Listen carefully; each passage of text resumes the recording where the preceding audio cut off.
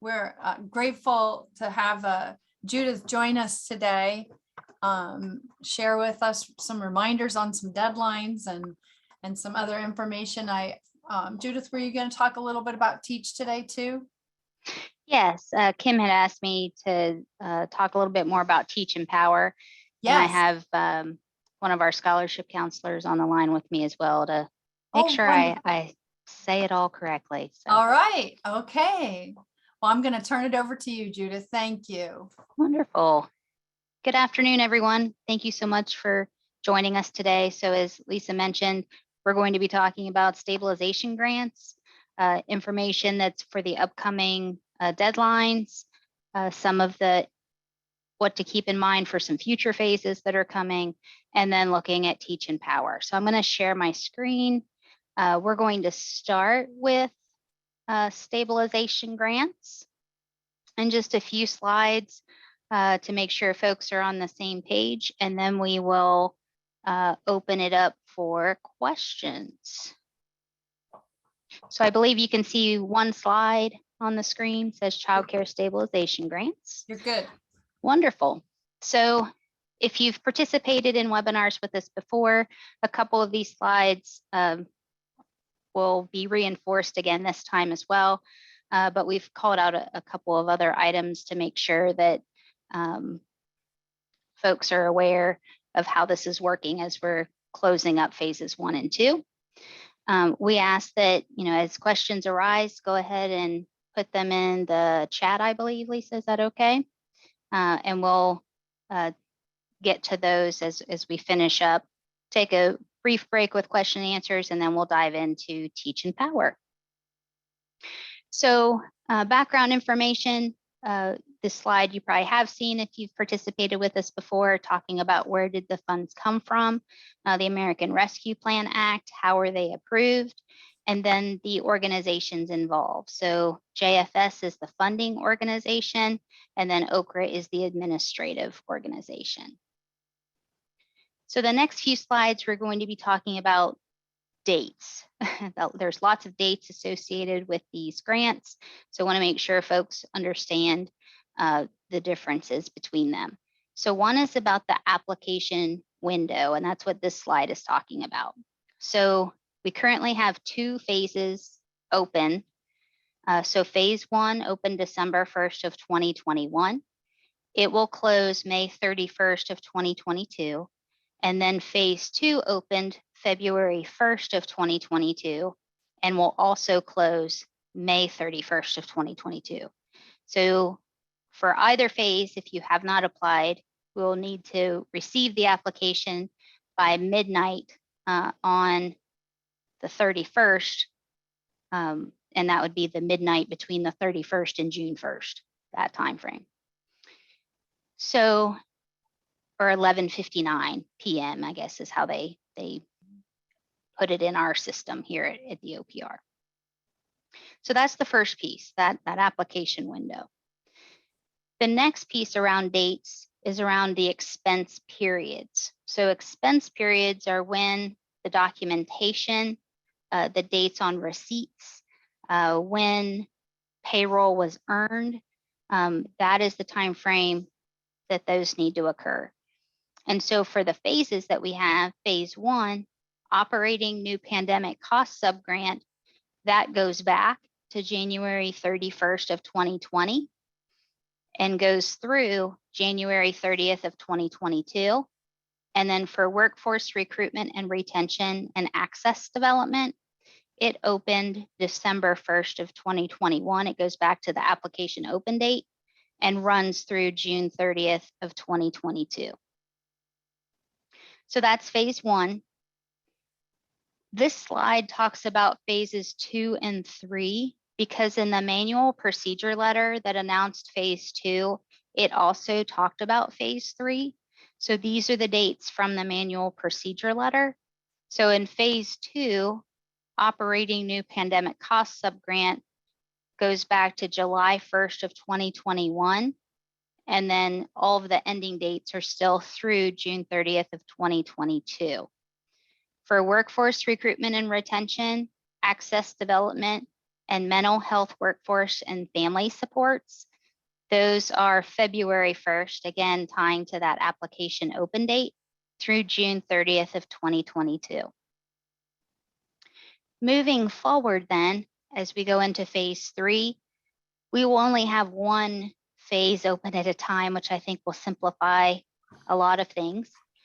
And the expense periods will be 6 months. So then we will have from July 1st of 2022 through December 31st of 2022. And that was for all of the subgrants. The manual procedure letter that describes phase 2 and phase 3 also mentions a phase 4. And we anticipate that being January 2023 through June 30th of 2023. And that's the expense period.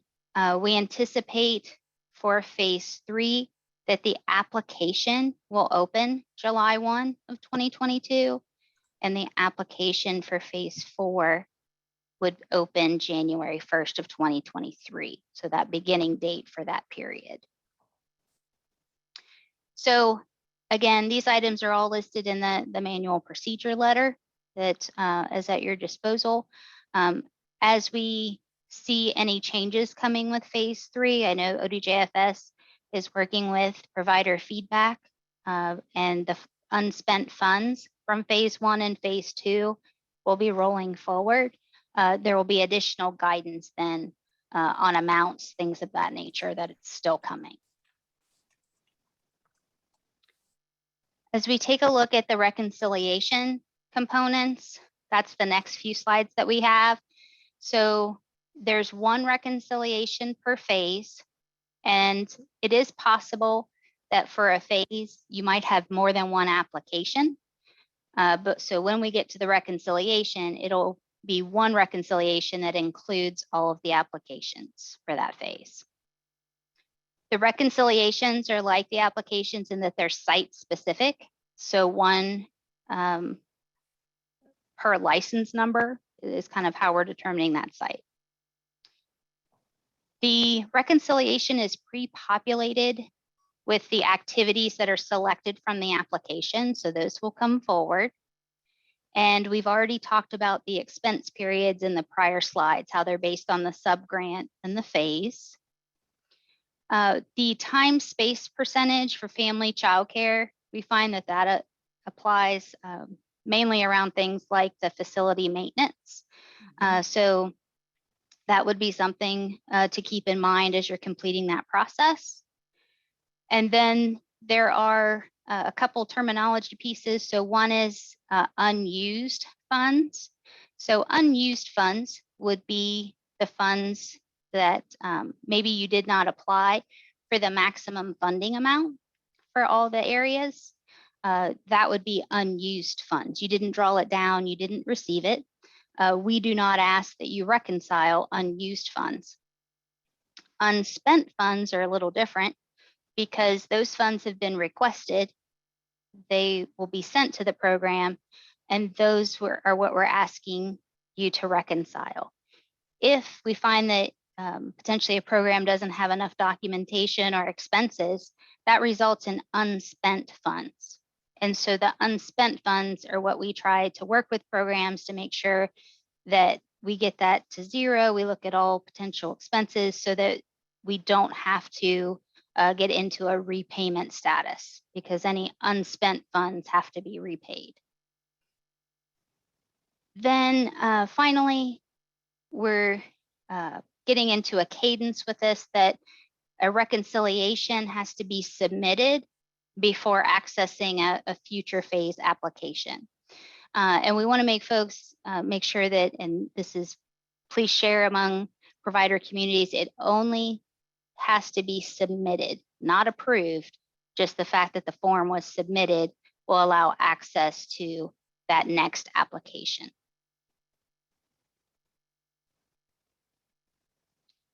So talking a little bit more about the specific reconciliation activities. So the first one is an expense report. All programs who receive funds have to complete the expense report.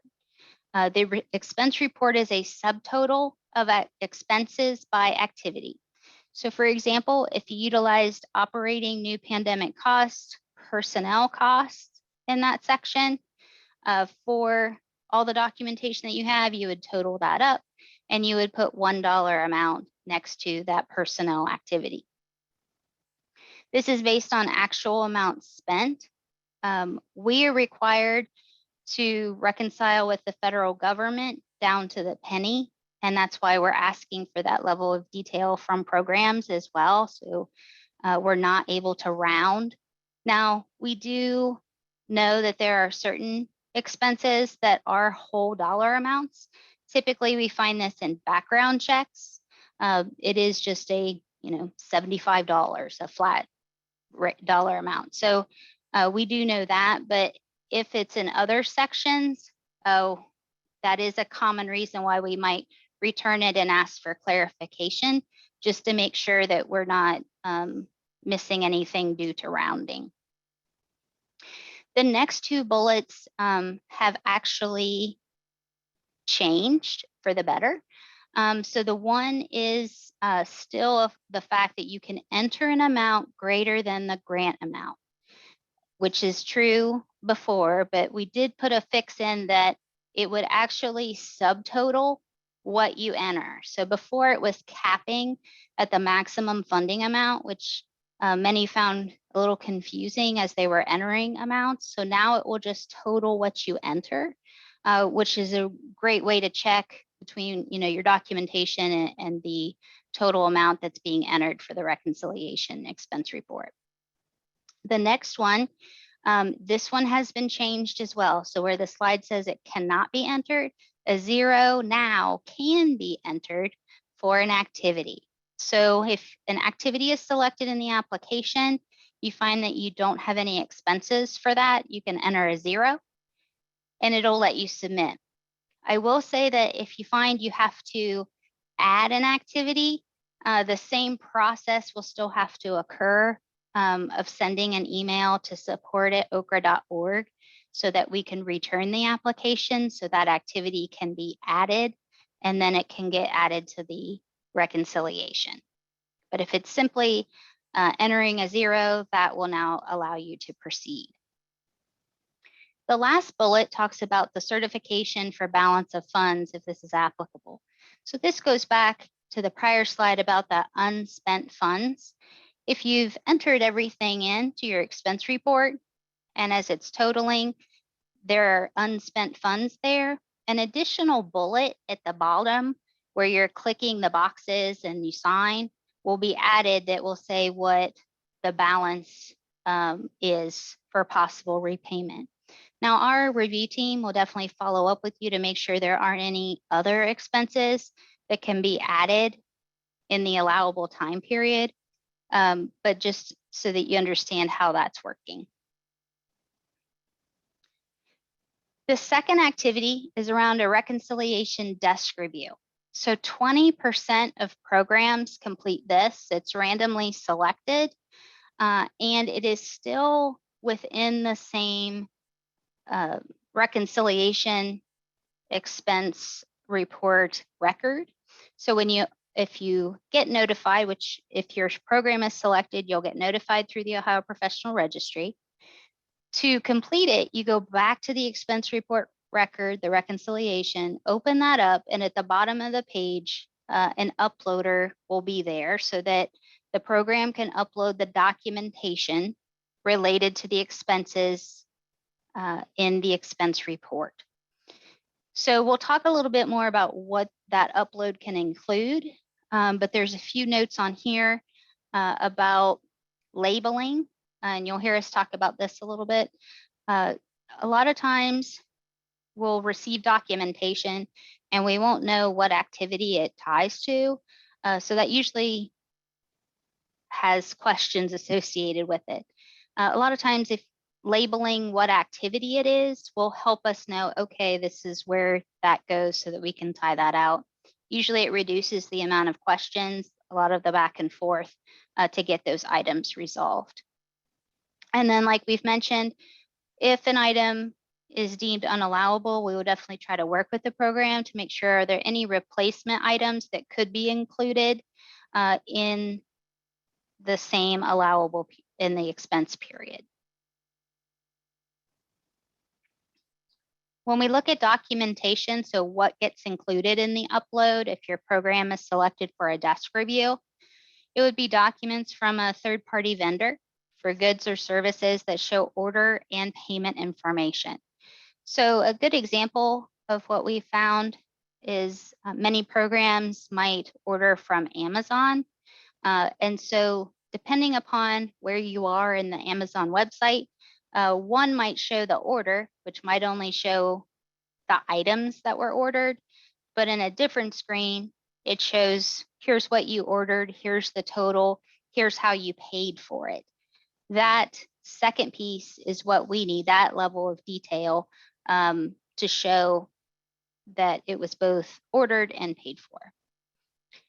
Examples include receipts, purchase orders with payment information, and that's if your organization uses a purchase order system, paid invoices, and payroll journals. And so payroll might also look different depending on the setting. So if your organization utilizes a third-party payroll provider, it might be payroll journals. If you're doing payroll internally, it might be time cards, pay stubs.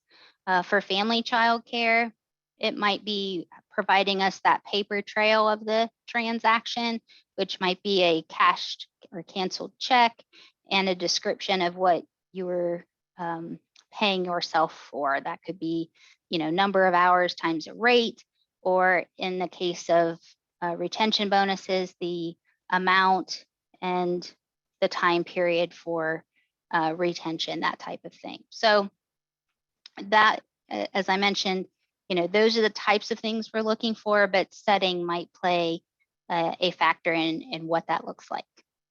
Again, can't say it enough, the clearly labeling helps us a lot. So that is mentioned here as well. And then for multiple sites, it is possible to include that information. We just ask that you share what the allocation is among the different sites. So this much of this invoice went to site A, this went to site B. So I've talked a little bit about future phases, but this is what we know so far. So the phase 3, again, the expense period, July 1 to December of 2022. And then the application is anticipated to open July 1 of 2022. And then for phase 4, the expense period, January to June of 23, with the anticipated open of January 1st of 2023.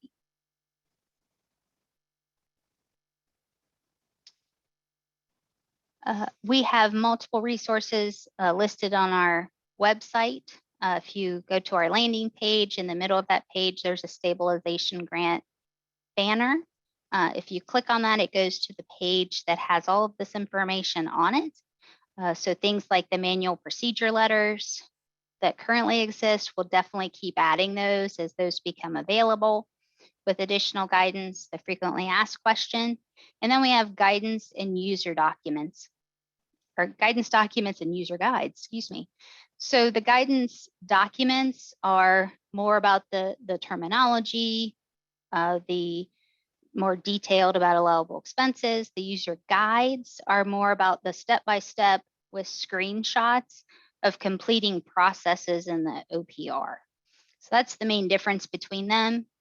So we do anticipate having, a phase 3 guidance document for sure for any of those pieces, and then the user guide as well. So you'll continue to see those documents get added to the website.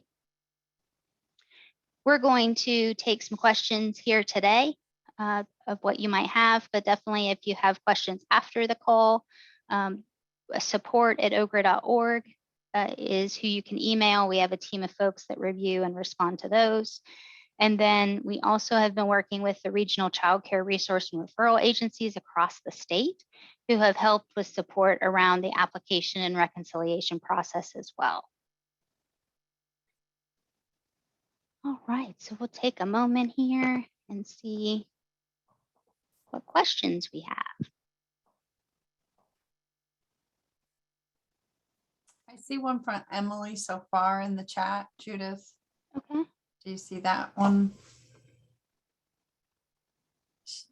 She's asking about who to contact about the phase 2 payment. Phase 1 was 4 months to get to the college after approval. And the college is asking if they should be getting the check before the end of the fiscal year. Yes. So if you go ahead and email support@okra.org, Emily, if you could do that and just tag my name in it that we talked today, I will, and provide the license number, I will take a look at that one.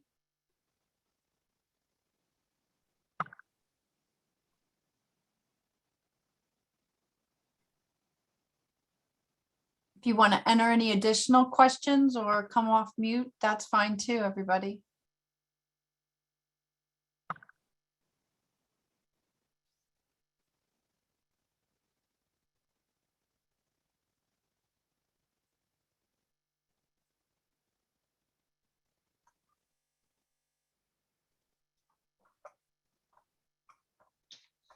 Earlier, I saw Arlene, you were asking Judith if you could have access to the slides. I saw that earlier. Yes. Arlene was starting point. We'll work with that. We have some information that the R&Rs have. Okay, thank you.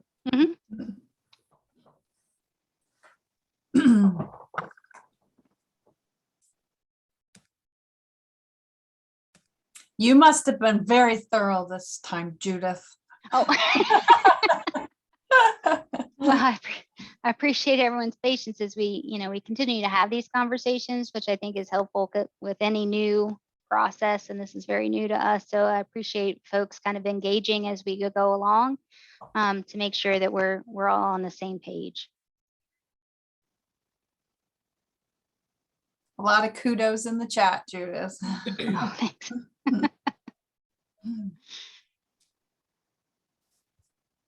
Awesome. Well, definitely, I'm going to switch slide decks here momentarily. So definitely, if there's still more questions, feel free to answer those. Okay. And we'll switch gears here momentarily.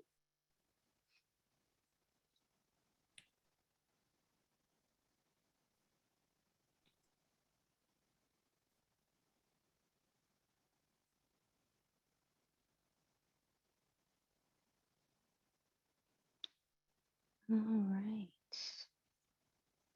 So again, you should see momentarily one slide that says Teach and Power Overview. Wonderful. So with me today, I also have Jessica Wurstel, who is one of our scholarships counselors with Teach and Power. So this slide deck was also included as a recording in the Ohio AEYC conference just last month. So that is available as well if you have that registration. Lisa, how long do they have the ability to see those? May 31st through May Wonderful. 31st, still plenty of Yes. time. Sure. And in that recorded presentation, you get all of our counselors featured in that one, so you can put names and faces together. And so I'll just run through kind of what we have here. We take a look at our session objectives about looking at the different options available through Teach and Power and understanding. There's going to be some new pieces that'll be coming for July 1. The first few slides talk a little bit about the Teach history, how Teach was created. Ohio is one of 24 states that is licensed to participate in Teach. There can only be one license holder per state, and so Okra holds that license. And Teach is an acronym that stands for Teacher Education and Compensation Helps. And it is a comprehensive look at how do we get early childhood folks their degrees with little to no debt and keep them in the field. It is the ultimate goal. So it is a three-way partnership with Teach, the scholar, and the sponsor, which is the employer. For family childcare, that is still in place, that it's between Teach and the family childcare provider. And we've had Teach since February of 2003 when it came to Ohio. And as I mentioned, Okra serves as the administrative home. We have to prove 16 different competencies to maintain our license, which we do every year. There are 5 components of Teach. One is around the comprehensive scholarship. So we're looking at tuition, books, paid release time, all of those pieces and fees that are related to being able to attend school. The education component, scholars can select from a CDA credential, an associate degree or bachelor's degree. There's compensation related to that of either a bonus or raise. And then there's also the commitment. So we have a retention policy as well for continued employment. And then this reduces the turnover that we traditionally see. And finally is the counselor. And this component is very helpful in understanding and securing scholarships, navigating the different processes at colleges and universities, as well as monitoring progress and needs. And so being able to work with those scholars, accessing and helping them understand there might be services at the college or university that they can access for tutoring or other basic needs that might occur that affect their education or a part of this process.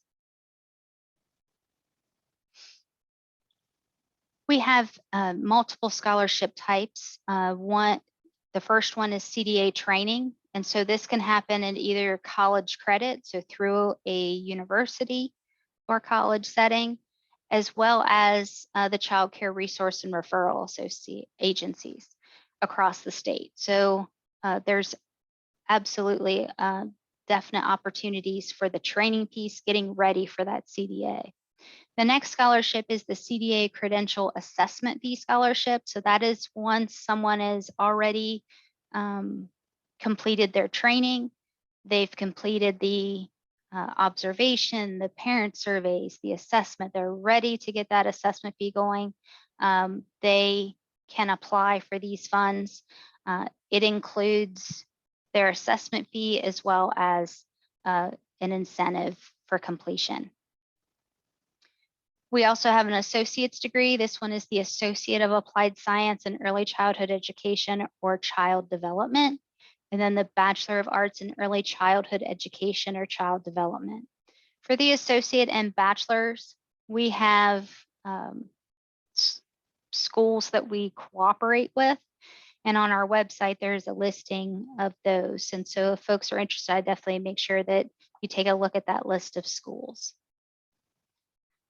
For the college degree scholarship eligibility, it would be a type A or B family child care provider, teacher, assistant teacher, director of owner, employed in a licensed ODJFS child care program. Currently, and we'll talk a little bit more about some of our eligibility, our current wage caps are at or below $14 for assistant teachers, $16 for teachers, and $18 for administrators. Scholars have to work at least 30 hours per week with children and have worked for your program for 6 months. And as I mentioned, there is a retention component to this. So scholars also must agree to commit to staying at the program for a minimum of 1 year after completing the scholarship. Bachelor degree scholarships. We do have bachelor degree scholarships. If you've been in the early childhood field for a while, it was very targeted to certain local funders who provided bachelor's degree, but we do have that offering statewide now. If you're applying for a bachelor degree scholarship, it is somewhat of a building block system where you have to have attained your associate degree. And so providing that information in your profile is what we're asking for with that bullet. And additional information may be requested if you're applying for the bachelor's degree scholarship. So we understand, you know, what associate degree it was, what type of pieces fall into that scholarship piece. So Jessica, is there anything else you would add about the bachelor degree piece that I may have missed? No, I think you covered it all. Thank you. All right. So understanding a little bit more about how the college degree scholarship works.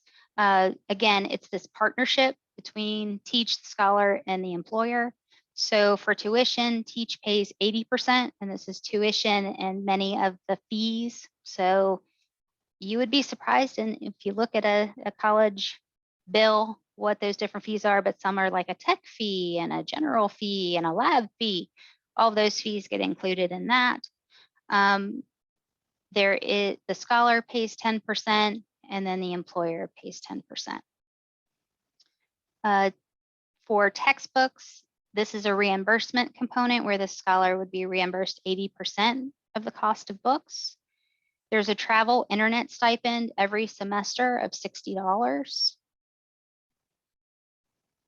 We have paid release time. So this is to help assist in the success of a student. It might be time away from work to attend class, study, to complete assignments, and it helps with the sub cost for the children. And then it talks a little bit about the number of hours per week as well within release time. Compensation, it's a $300 bonus if the scholar completes at least 9 credit hours during the course of their contract. A contract is 3 semesters. And then we look at that partnership piece is that the employer is also investing in a raise or a bonus with that. As I mentioned, we have the list of schools and colleges on our website as far as who participates, but this is the list that gets included here as well for associate degree and bachelor's. We do have multiple schools that provide an online offering, which helps as well with working professionals. The CDA assessment fee scholarship eligibility is very similar to college credit. Wage cap is the same, who we're working with. It's at least 20 hours a week working with children ages birth to 5. And then the commitment is 6 months following the award of the CDA credential. We had a lot of questions about, when do I apply for the CDA assessment fee? So this provides some helpful information about when that timing happens. It's as you're getting very close to applying to the a council to complete the process. So all of these things need to be completed before applying for Teach. The scholarship components for the CDA assessment fee, Okra pays $375, the scholar pays $50. Upon receipt of the credential, Teach pays a $100 bonus to scholar, and then the sponsor, the employer, is a part of that partnership as well with a bonus to the scholar. These are some of the common responses that we get about what program administrators are saying about Teach, what it helps with as far as quality ratings, provides skills that they can put immediately into use, gives peace of mind with the Teach Scholar commitment period that there is that retention component. So there's multiple benefits to look at that. So I'm going to pause there momentarily because then our next step is to dive into Power a little bit deeper. Are there any questions about Teach? Judith, I do see in the chat box. Hi, Kim. Hey there, got back to you earlier. Has there been any conversation about possibly increasing the wage caps, just with, wages everywhere increasing, it can limit eligibility? Absolutely. So there are a few items that are currently being reviewed for a July 1 start. July 1, as you hear us talk about, is the beginning of the state fiscal year. So the wage cap is one of those items. The other piece is looking at the length of time before someone can apply for teach. And so lessening that to 90 days. So those are some of the pieces that are in the works, and we will definitely be promoting when those changes occur and what they are. But that is definitely something we're taking a look at given the other opportunities currently in our state. Good, I see lots of head nods. Thank you. Wonderful, wonderful. Awesome. Well, we'll go ahead and keep going then. So Power Ohio, again, we love our acronyms. So Power stands for Powering Optimal Wages and Encouraging Retention. These payments are made directly to professionals when educational milestones have been achieved and they maintain the employment at their program. There is program and professional eligibility. These wage supplements can be used with Teach scholarships, so they can be used at the same time. And the application for Power is currently available through the Ohio Professional Registry. So when we take a look at eligibility, again, the wage caps will still be in play. Now, what I will say is whatever they get changed in Teach, Power will mirror those, so they will be the same. We try to keep those the same just for ease of use. For Power eligibility, working at least 20 hours weekly with children ages birth to 5 years. One item that we want to note, because this changed in September of 2021, but we still get questions about it. There used to be a qualifier around eligibility around being step-up rated, working with publicly funded childcare. Those have been removed so that the eligibility is currently professionals working in ODJFS licensed programs. So this can include family childcare, as well as assistants, lead teachers, administrators, and center-based care as well. There are two pathways in Power Ohio. One is for the CDA, the other one is for associate. So the payment points for CDA are when the 120 training hours are completed, when the CDA credential is attained, and then a 6 and 12-month retention payment. For the associate degree, the acceptable degrees are the related degrees in the OPR. So typically that includes early childhood development education. There's a psychology, as long as it is deemed related in the OPR, which requires so many credit hours of child development, they would be accepted here with Power. The payment points are at the credit hour marks. So for every 6 hours of credit from a college or university, there is a payment point. And then upon graduation, there's a 6 and 12-month retention payment.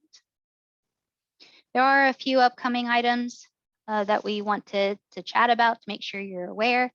So there are weekly Teach Talk Tuesdays, say that fast, that happen every Tuesday in May at 1 o'clock. And Jessica, if you could put the link in the chat for me, that would be wonderful. So this is an opportunity that you can hear from our scholarship counselors. You can ask very specific questions that may be program specific about how this Teach and Power might work. If you have teachers who might be interested, that might be an opportunity for them to hear and understand a little bit more about the process and what it's all about. So we are offering that through the month of May. We are looking at some Power Ohio expansion, the possibility of adding a component for the trauma-informed care certificate. So stay tuned for that. That would also be a July 1 start. And then finally, the Teach Early Childhood Ohio application is going online in the Ohio Professional Registry. So it has been paper for a really long time. And so we are able to add that to a lot of the other applications professionals can navigate to. So we're very excited about that opportunity. If you've worked with us before on Teach, the really cool thing, and I'm just going to tech geek out here for a moment, but the professional will complete the application. The application will then go to the organization dashboard so that the center program administrator can still approve it, just like you would on paper, but there'll be the ability to do that before it comes to Okra for processing. So we still maintain those levels of approvals and folks in the loop, but it'll just happen in an electronic format now. And then definitely we'll take any questions that you have here today, but after today, feel free to contact us via email, phone. We also have our web address here as well. And currently that's where the Teach applications are housed. So we'll pause there for any questions.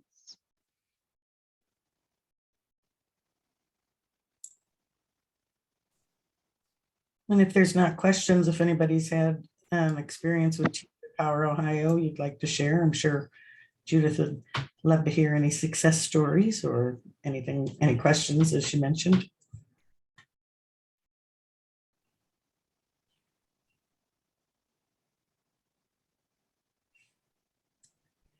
I think while they're thinking, one of the things, and Judith, you know this because you've known me for a long time, compensation is always my big issue. Compensation matters most.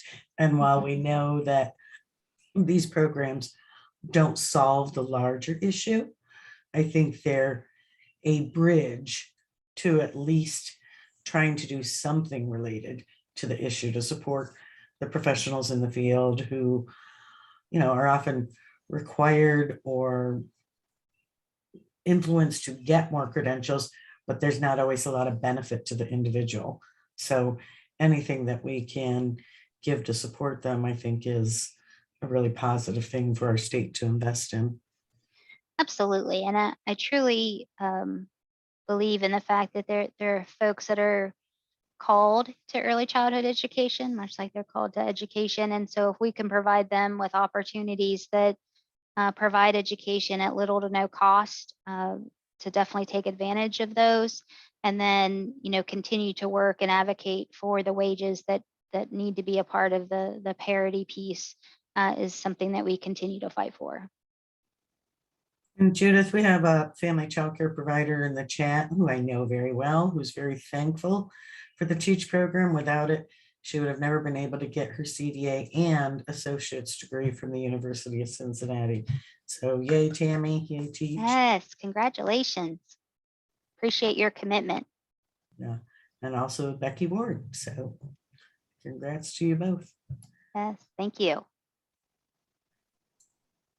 Okay, if there's no more questions or comments, we'll let Judith and her team get on with their day, but they are available to you. We'll send out the notes and the emails, the contact information if you think of something after the call that you need to ask, or you can join Teach Tuesdays. I got one question, Julie, before you leave. Somebody just messaged me.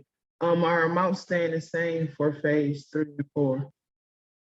The state is currently reviewing that information. We haven't received any final amounts yet. Alrighty, thank you. No problem. Great. Well, Kim, thank you so much for the opportunity and appreciate everyone on the call. Thank you, Judith.